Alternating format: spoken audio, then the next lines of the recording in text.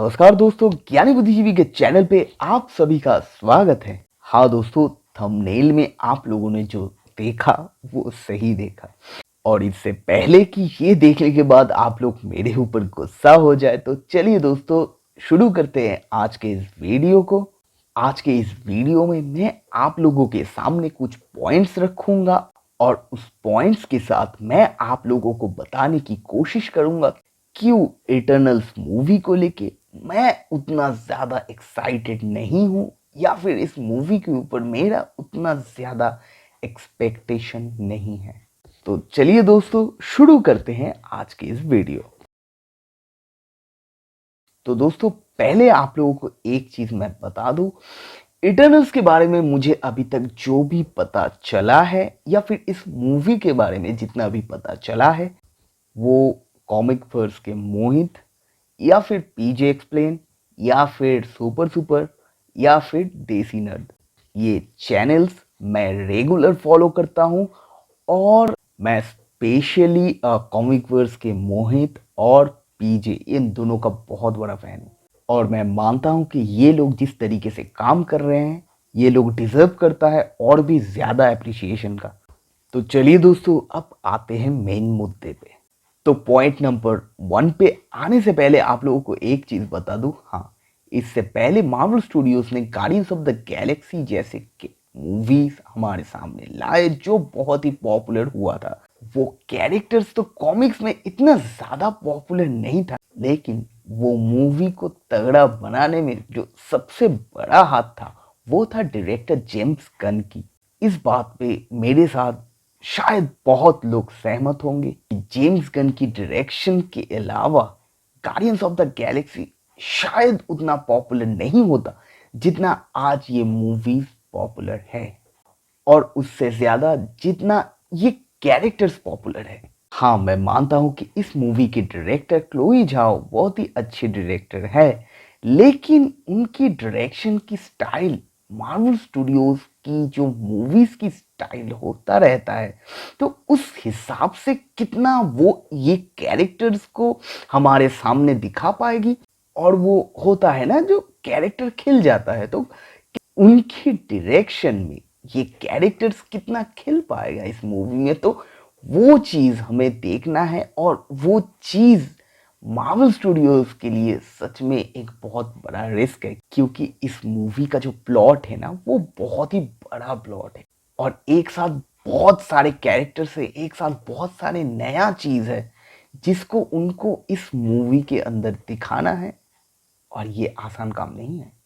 अब आते हैं पहली पॉइंट पे कि क्यों इस मूवी को लेके मैं इतना एक्साइटेड नहीं हूं।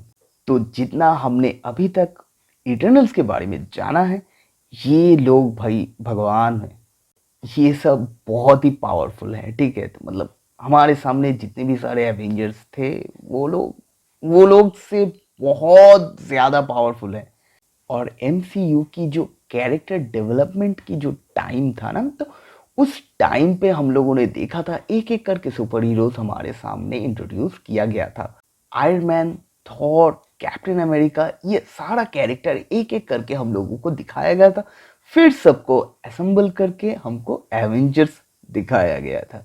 लेकिन यहाँ पे अचानक से इतनी पावरफुल कुछ चीज को दिखाना, मतलब आप लोग समझ रहे हैं मैं किसके बारे में बात कर रहा हूँ। अगर ये स्पेस में होता, या फिर दूसरी गैलेक्सी में होता, या फिर अ, दूसरे किसी प्लैनेट पे होता, तब अलग बात था, तो कि हम लोगों को पता नहीं है। लेकिन इस पृथ्वी के अंदर भी इतनी पावरफुल लोग रहते हैं। ऐसा नहीं है कि वो लोग छुप के बैठे थे, वो लोग थे, पृथ्वी के अंदर थे, कभी कभी बाहर भी आते थे। और ऐसा नहीं है कि वो लोग मतलब ह्यूमंस को कभी देखा ही नहीं है। वो लोगों के साथ जितना हम लोगों को ट्रेलर में दिखाई दिए कि वो लोग इंसान को हेल्प किया, इंसानियत को हेल्प किया, इंसानियत को बचाया। यहां पे आता है दूसरा पॉइंट। अगर वो लोग इंसानियत का इतना ही केयर करता है, तो थैनोस के साथ लड़ाई के समय कहां थे? एमसीयू में दिखाए गए इस पृथ्वी में अगर सबसे बड़ा आफत कोई आया था ना, तो वो थैनोस आया था। उससे पहले न्यूयॉर्क बैटल हुआ था जो हमारे एवेंजर्स ने संभाल तो दिए थे, लेकिन थैनोस वाला वो जो मामला था ना, तो वो बहुत ही खतरनाक मामला था। हाँ, मैं मानता हूँ आप लोगों को ऐसा इंस्ट्रक्शन दिया गया था, लेकिन ये किस तरीके की इंस्ट्रक्शंस है? आप जिस प्लेनेट पे रह रहे हो और उस प्लेनेट की जो इंसान है उससे आपका बहुत ज्यादा लगाव है, फिर भी आप लोग चुपचाप बैठे देखते रहे। मैं मानता हूं कि इस चीज को, ये मतलब एक वाइटल पॉइंट होगा इटर्नल मूवी के लिए कि तब ये लोग क्या कर रहे थे। सिर्फ हमारे ऊपर इंस्ट्रक्शंस थे, ऐसे बोलने से काम नहीं चलेगा। ये सच में मतलब मार्वल स्टूडियोज के लिए ये एक चुनौती है कि इस चीज को किस तरीके से इस मूवी में दिखाए, जिससे क्या है ना, हमें थोड़ा बहुत चीजें समेटने में आसान हो। अब आते हैं एक और पॉइंट पे, और वो है ओवर पावर। मैं ओवर पावर किस लिए बोल रहा हूँ, क्योंकि समझिए, दुनिया में कोरोना के वायरस आने के बाद ही इस वायरस की वैक्सीन को लेके हम लोग इतने उतावले हो गए थे। हम लोग चाहते थे कि कब इसका वैक्सीन आए और ये महामारी को जो है ना वो खत्म करे।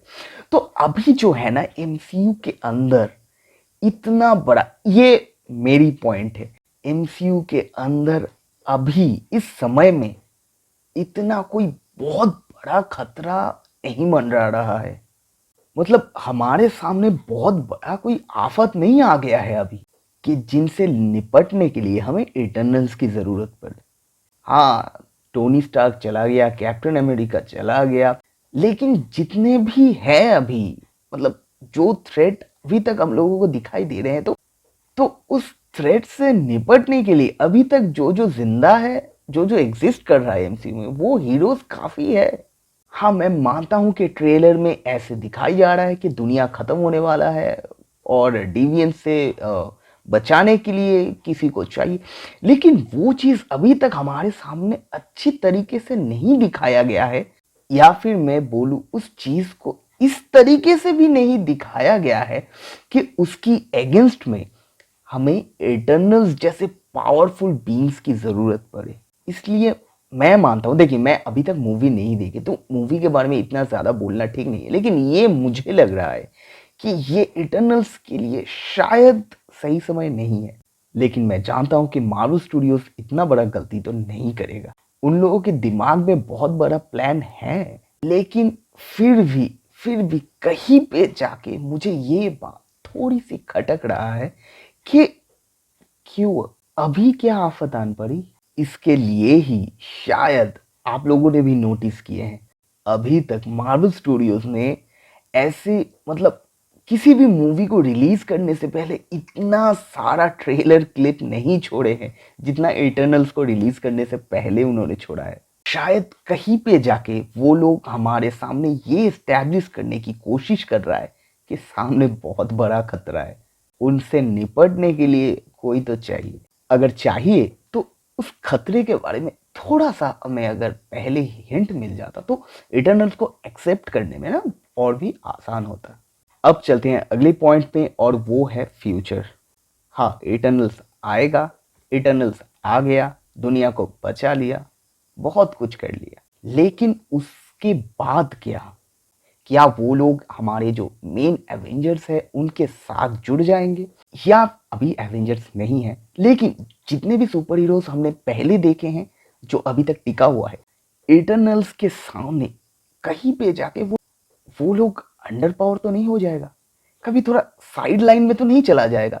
हम लोगों को पता चलेगा उन लोगों की क्या जरूरत है, इटर्नल्स है ना। तो ये बात मुझे बहुत ज्यादा खटक रहा है इस मूवी को देखने से पहले। मतलब अभी तक जितना इस मूवी के बारे में सुना, बाकी इस मूवी को देखने के बाद पता चलेगा कि इस मूवी के खत्म होते होते इटर्नल्स इस दुनिया में रहे या ना रहे, या फिर दुनिया को छोड़ के किसी दूसरे दुनिया में चली जाए। क्योंकि इस तरीके की पावरफुल बींग्स से ज्यादा हम लोग बहुत ज्यादा अटैच होते हैं फ्रेंडली नेबरहुड स्पाइडरमैन से, या फिर फ्रेंडली नेबरहुड सुपर हीरो से जो हमारे दुनिया की ही है, और शायद इस दुनिया को बचाने के लिए वो लोग बहुत ही ज्यादा रिस्पॉन्सिबिलिटीज लेते आए हैं, और दुनिया को बचाने की जो भूख है ना वो भूख हमारे फ्रेंडली नेबरहुड सुपर हीरोज को ज्यादा है, इटर्नल्स को नहीं। अगर होता तो पहले ही आ जाता। तो मैं मानता हूं कि मार्वल स्टूडियोज के लिए ये बहुत ही बड़ा चुनौती होने वाला है, जिसको पता नहीं वो लोग किस तरीके से दिखाएगा। उसके लिए हमको वेट करना पड़ेगा इस मूवी की रिलीज होने तक। हाँ, इटर्नल्स मूवी के लिए मैं भी वेट कर रहा हूँ, मूवी आएगा मैं भी देखूंगा, लेकिन कहीं पे जाके इस मूवी को लेके वो वाला फीलिंग नहीं हो रहा है। एहे रहा नहीं जाता, तड़प ही ऐसी है ना। शैंची भी नया दिखाया गया था। मैंने शैंची का कॉमिक्स भी नहीं पढ़ा था, लेकिन फिर भी उस मूवी को रिलीज होने से पहले उस मूवी को लेके मेरे अंदर थोड़ा बहुत एक्सपेक्टेशन था कि चलो एक नया कुछ देखने को मिलेगा। और ट्रेलर देख के शैंची की पावर और वो क्या कर सकता है, ये थोड़ा बहुत हमारे अंदर, मतलब इस चीज का हिंट हमें थोड़ा बहुत मिला था, लेकिन इटर्नल्स को लेके वो चीज नहीं आ रहा है। तगड़ा वायरस आएगा तब जाके तगड़ी दवाई का खोज करने हम निकल पड़ेंगे। तो यही चीज मैं आप लोगों को बताना चाहता हूँ। और मेरे वीडियो अगर अच्छा लगा, वीडियो को लाइक करिए, चैनल को सब्सक्राइब करिए। तो दोस्तों आज चलते हैं, अगले वीडियो में मिलते हैं। तब तक के लिए आप सब लोग हंसते रहिए, खुश रहिए, मुस्कुराते रहिए, और अगर बाहर जाए तो मास्क जरूर पहना करिए।